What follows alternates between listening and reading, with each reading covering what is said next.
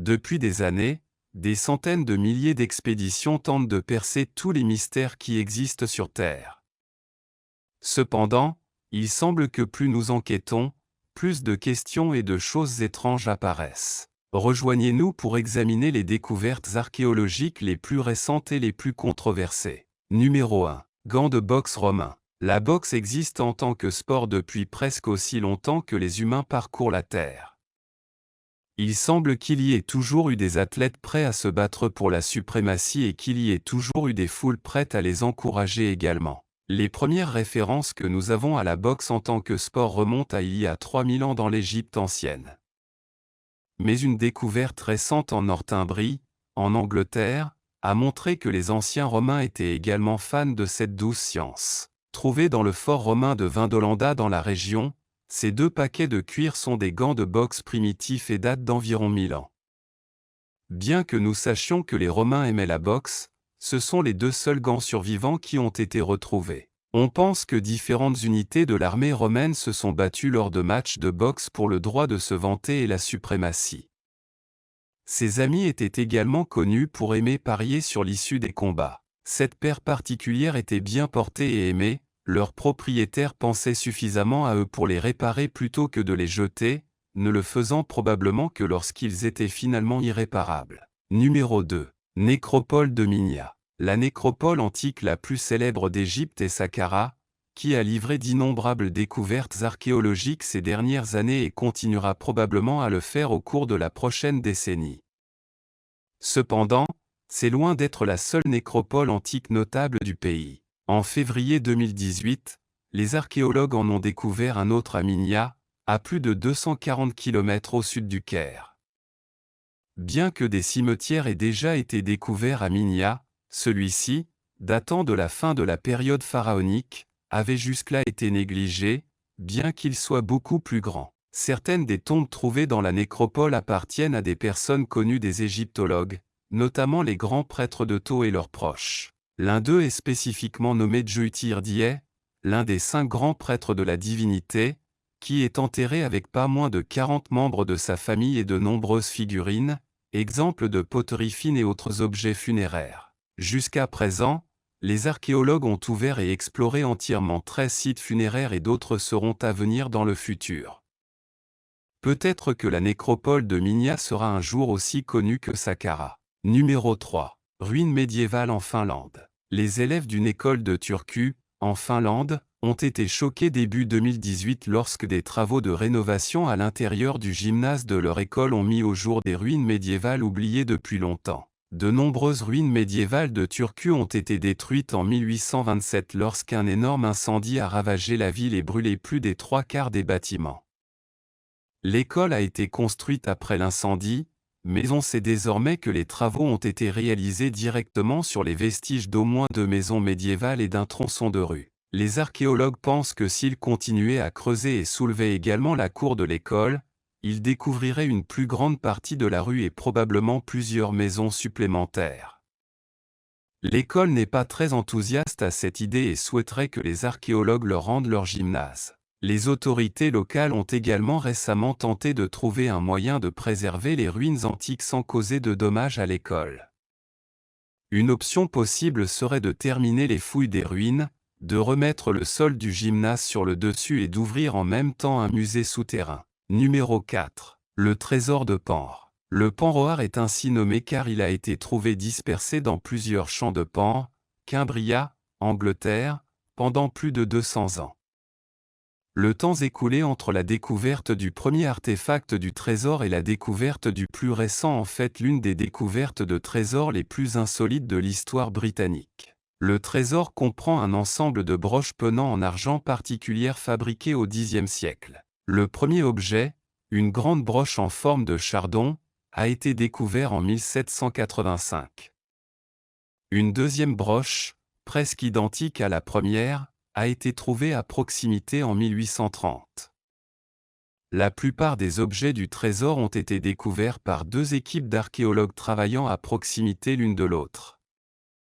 Avec l'autre avec des détecteurs de métaux en 1989. Les historiens pensent que les grandes broches ont été déposées délibérément les unes à côté des autres en 930, mais sont moins sûrs si le reste des objets a été abandonné intentionnellement ou enterré en même temps. Les pièces sont d'un style qui a été popularisé pour la première fois à l'époque romano-britannique, mais ce style a été adopté par les Vikings, et ces broches sont en fait presque certainement d'origine viking. Numéro 5. La sirène momifiée, découverte à Kochi, au Japon, a suscité l'étonnement et la spéculation parmi les habitants et les experts.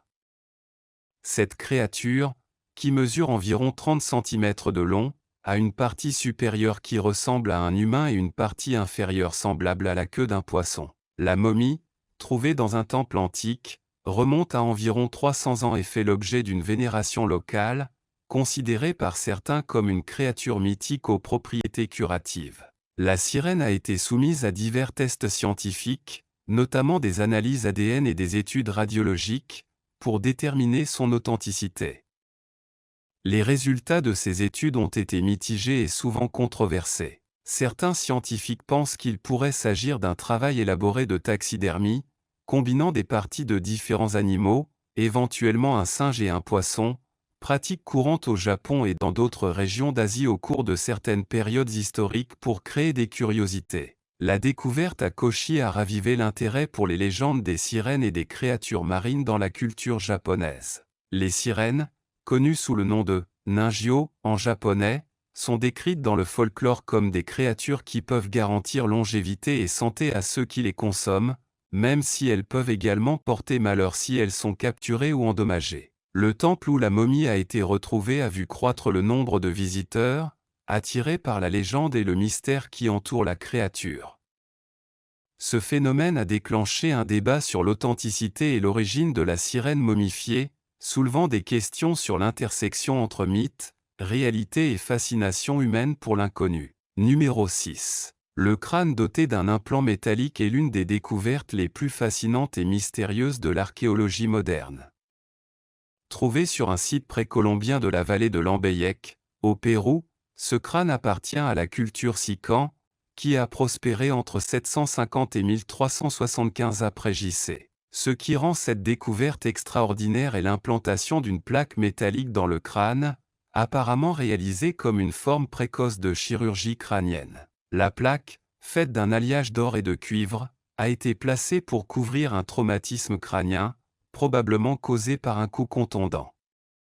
Cette procédure démontre un niveau avancé de connaissances médicales et de compétences chirurgicales pour l'époque. Des études sur l'ostéo-intégration, où l'os fusionne avec le métal, suggèrent que l'individu a survécu à l'opération, ce qui témoigne d'une compréhension remarquable de la médecine et des compétences des chirurgiens précolombiens. La culture Sican est connue pour ses compétences en métallurgie, notamment dans la création d'objets cérémoniels et ornementaux très complexes. Cependant, l'application de ces compétences en médecine ouvre de nouvelles perspectives sur le niveau de développement technologique et scientifique des anciennes civilisations d'Amérique du Sud. Ce crâne implanté soulève également des questions sur le but de l'opération.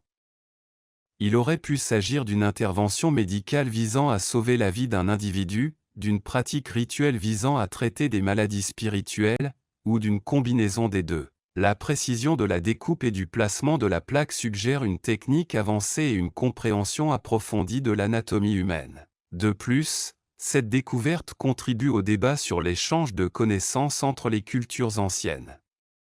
Certains émettent l'hypothèse qu'il pourrait y avoir eu des contacts avec d'autres civilisations avancées, permettant ainsi l'échange de techniques médicales et technologiques. En résumé, le crâne implanté en métal de la culture Sican est un témoignage frappant de l'ingéniosité et de l'habileté des civilisations précolombiennes, révélant des aspects inconnus de leurs connaissances médicales et de leur capacité à réaliser des interventions chirurgicales complexes. Numéro 7.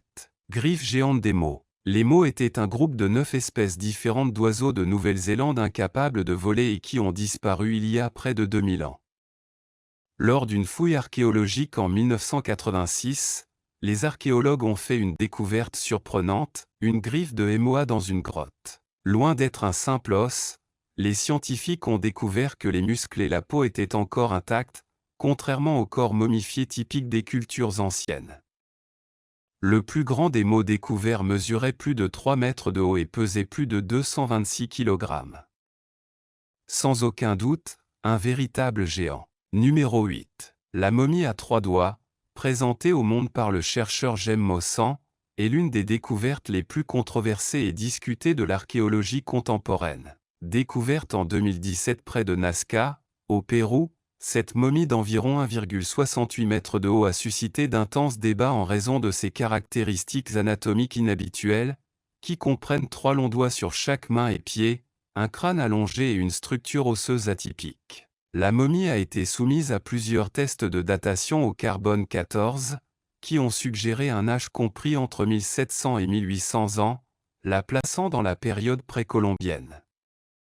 Cependant, l'authenticité et l'origine de la momie ont fait l'objet de scepticisme et de controverses au sein de la communauté scientifique. De nombreux experts affirment qu'il pourrait s'agir d'une fraude ou d'une altération de restes humains connus. Les images radiographiques et tomodensitométriques ont montré une structure osseuse que certains chercheurs considèrent comme humaine, mais avec des modifications. Les partisans de l'authenticité de la momie, comme Mossan, soutiennent qu'elle pourrait être la preuve d'une espèce humanoïde inconnue ou de visites extraterrestres dans les temps anciens. L'un des aspects les plus intrigants de la momie est la présence d'implants métalliques à l'intérieur du corps, ce qui a conduit certains à spéculer sur la technologie avancée utilisée par cette prétendue civilisation. De plus, la peau de la momie semble être recouverte d'une substance blanche, peut-être utilisée dans le processus de momification. La découverte a été présentée dans divers forums et médias, suscitant à la fois enthousiasme et critique. Les études sur la momie se poursuivent, des équipes de scientifiques cherchant à déterminer sa véritable origine et sa nature grâce à des analyses génétiques et morphologiques plus avancées. Numéro 9. Le zin carré des 4 boucs. Le zin carré aux 4 chèvres peut ressembler à un groupe de mots aléatoires, mais il s'agit en fait d'un récipient rituel chinois en bronze. Plus précisément, il s'agit d'un verre zin, qui est un verre à vin rituel.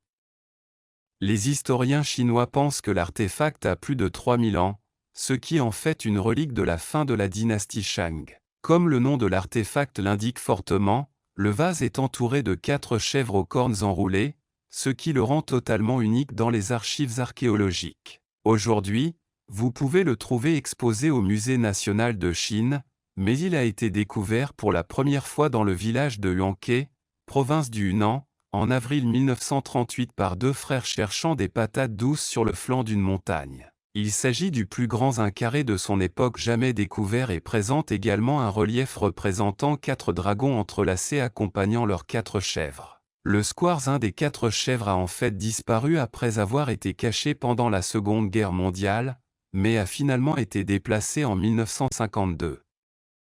Il a été envoyé au Musée national de l'histoire chinoise 7 ans plus tard, mais a été transféré au Musée national de Chine plus tard ce même année. Numéro 10. Le Sérapéum d'Alexandrie. Les temples jouaient un rôle extrêmement important dans le monde antique.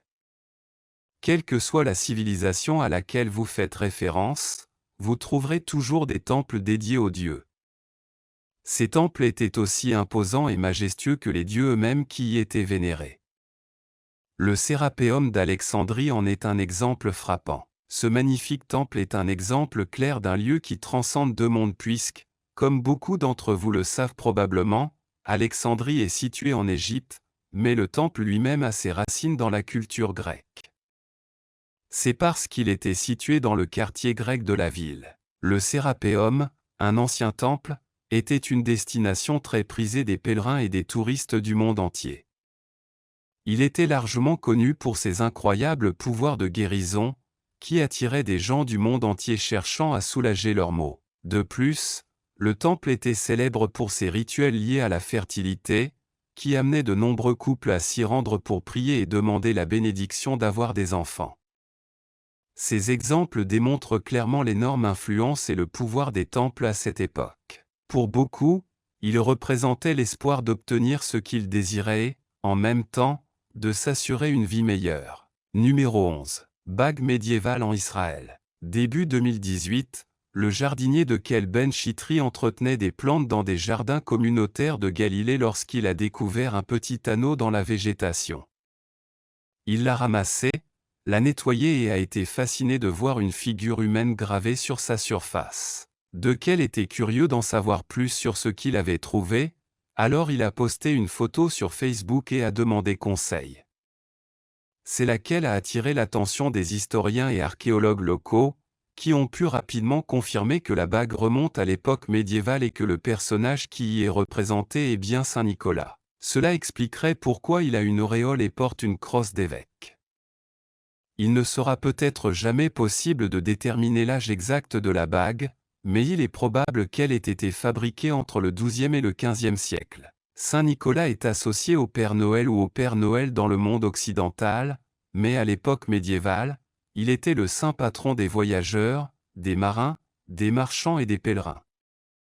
L'anneau appartenait très probablement à un pèlerin voyageant vers ou depuis la côte, mais il pourrait aussi avoir appartenu à un marchand. Numéro 12. Ancienne flèche du Yukon. Le Yukon, la province la plus au nord-ouest du Canada, est un endroit étonnamment glacé. Cependant, ces dernières années, la glace a commencé à fondre, libérant ainsi des reliques du passé. En janvier 2018, des archéologues du Yukon ont découvert une flèche à tête de cuivre dont la pointe était toujours fermement attachée à sa tige barbelée. L'arme est dans un état presque intact, mais elle a plus de 1000 ans. Il s'agit de l'un des plus anciens artefacts en cuivre jamais découverts dans le nord du Canada. Selon les historiens canadiens, la flèche aurait été tirée par un ancien chasseur cherchant à ramener un caribou chez lui pour sa viande. Au moment où elle a été tirée, la flèche constituait une amélioration technologique récente. Jusqu'il y a environ 1000 ans, les chasseurs de la région utilisaient des armes de jet appelées atlatl à la place des flèches, car l'arc et les flèches n'avaient pas été inventés dans cette partie du monde. Numéro 13. Vieille pièce d'échec. Nous nous dirigeons vers la Norvège, où les archéologues pensent qu'ils pourraient être sur le point de retracer les origines des échecs. Cette pièce d'échec vieille de 800 ans a été découverte à Tensberg en janvier 2018. Tensberg a toujours suscité l'intérêt des archéologues norvégiens car c'est la plus ancienne ville du pays. La pièce d'échec a été découverte dans les ruines d'un bâtiment du Xe siècle et proviendrait de la même époque. L'artefact est fait de bois de cerf et peut avoir autrefois eu un support en plomb inséré en son centre pour garantir qu'il reste droit lorsqu'il est placé sur une planche. Ce qui a suscité l'intérêt des experts, c'est le fait que la pièce est conçue conformément aux traditions islamiques, sans figure humaine représentée à sa surface. La présence de la pièce en Norvège donne encore plus de poids à la théorie selon laquelle les échecs sont arrivés en Europe en provenance du Moyen-Orient, où ils étaient certainement joués au VIe siècle et pourraient remonter encore plus loin. L'absence de figure humaine rend difficile l'identification de la pièce, mais les experts sont presque sûrs qu'il s'agit d'un cheval.